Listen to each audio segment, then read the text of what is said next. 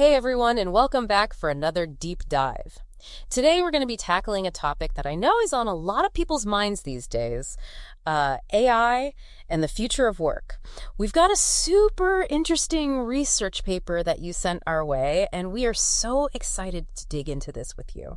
Yeah, definitely. And this is something that people have been talking about a lot lately. And this paper in particular, I think, does a really nice job of sort of like breaking down the different arguments and looking at the evidence. So Absolutely. And, speaking of the paper, it's called Artificial Intelligence and the Future of Work. Job shifting, not job loss, Yeah. which is a pretty bold statement right off the bat. right, like are they serious? Yeah, and it was written by Dr. Ashad G. George and published just this year in the Partners Universal Innovative Research publication. So it's hot off the presses. Yeah, very recent.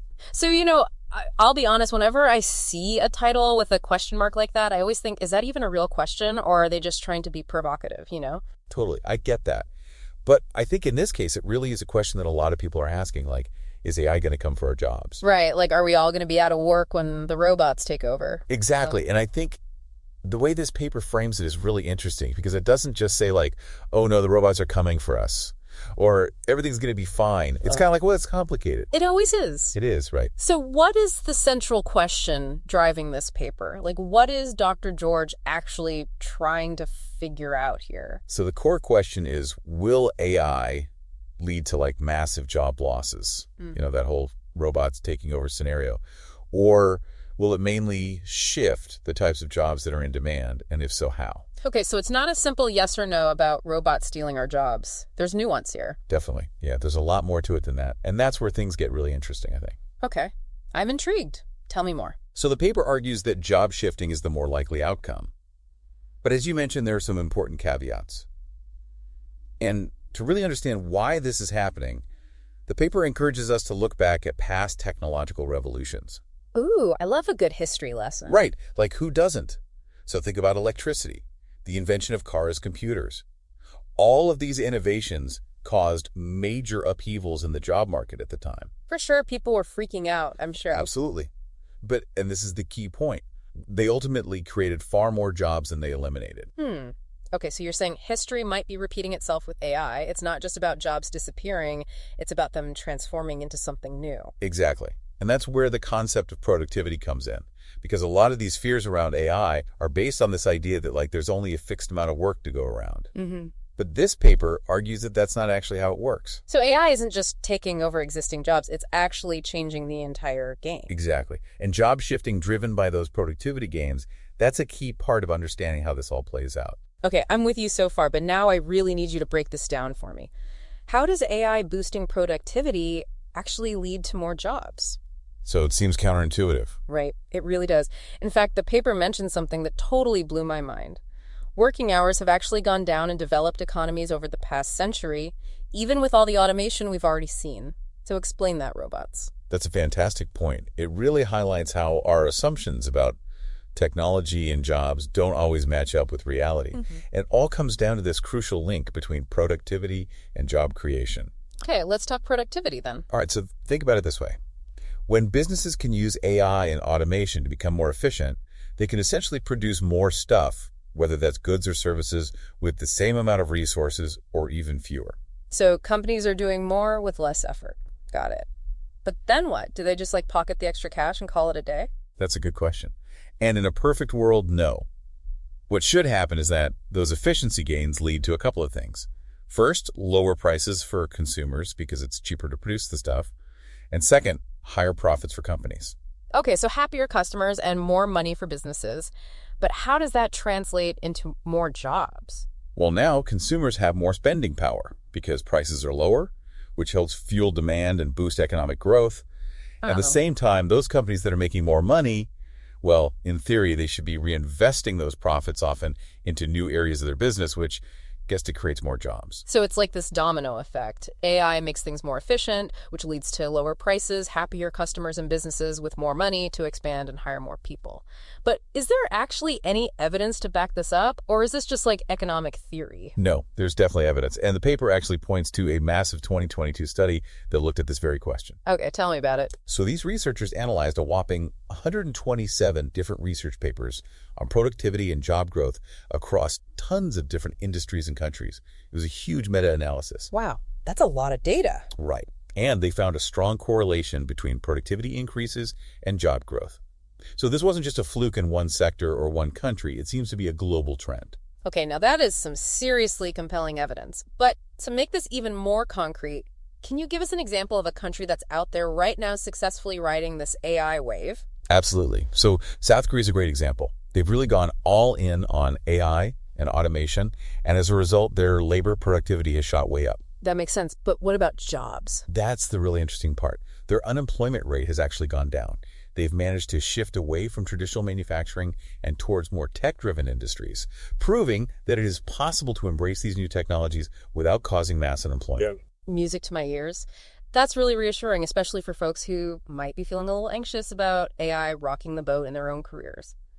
But let's be honest, even if AI is creating more jobs overall, certain industries are going to be transformed by this.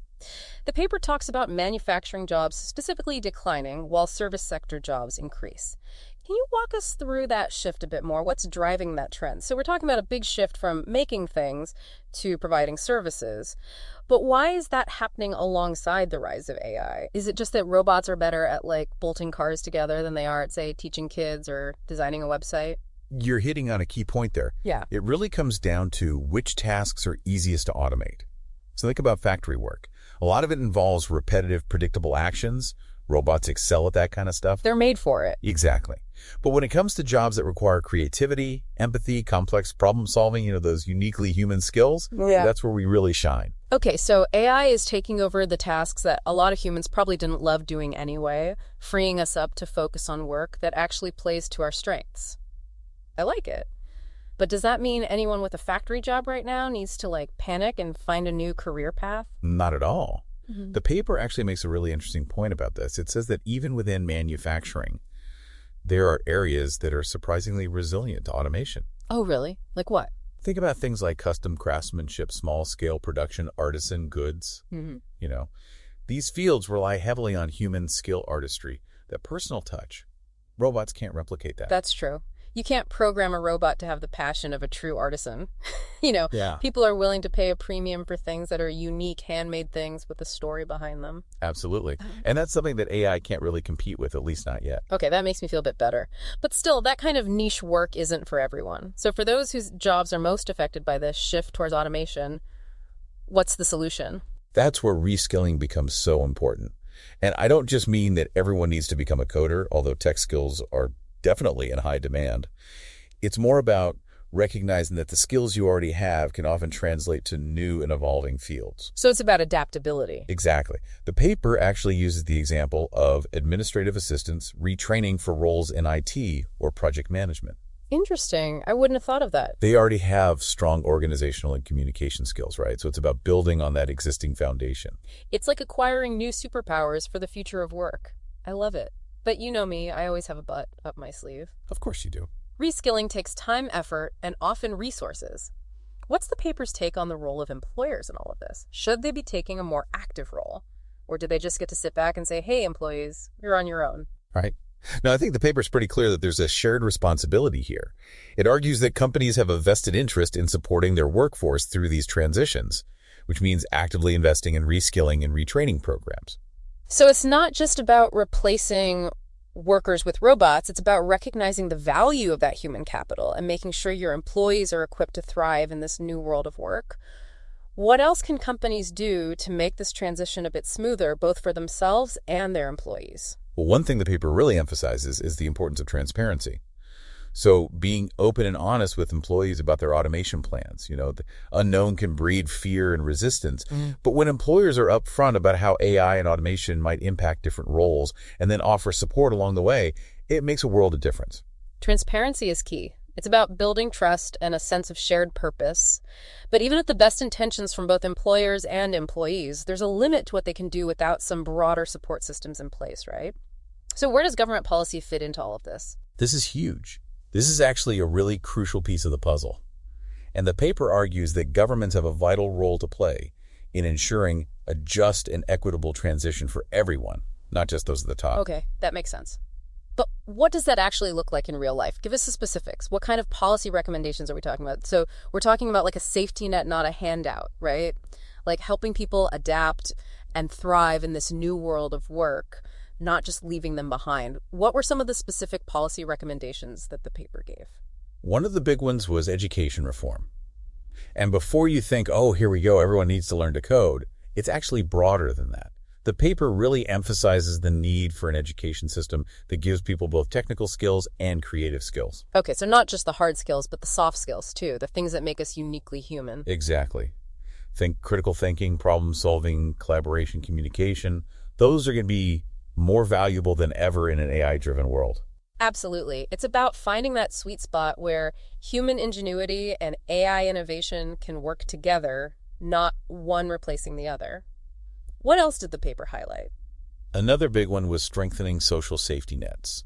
Things like wage insurance, job search assistance, affordable access to retraining programs, that kind of thing. Basically a safety net for those who might fall through the cracks during this transition. Exactly. These safety nets can be a lifeline for people who do experience job displacement. Help them get back on their feet and transition into new roles more quickly. It's about providing support, but also empowering people to take control of their own futures.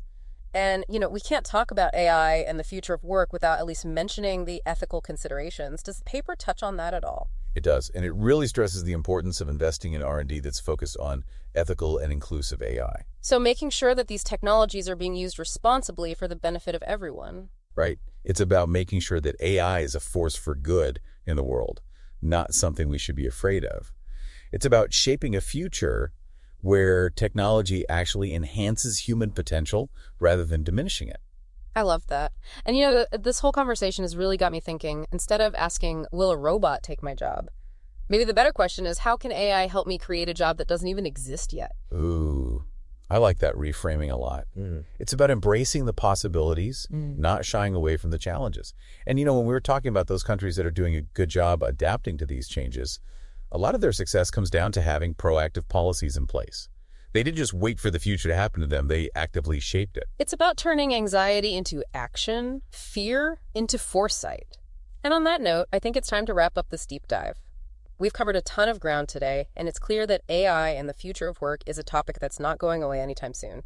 But for now, it's over to you, listener. What are your thoughts on all of this? What kind of future do you want to see? Let us know.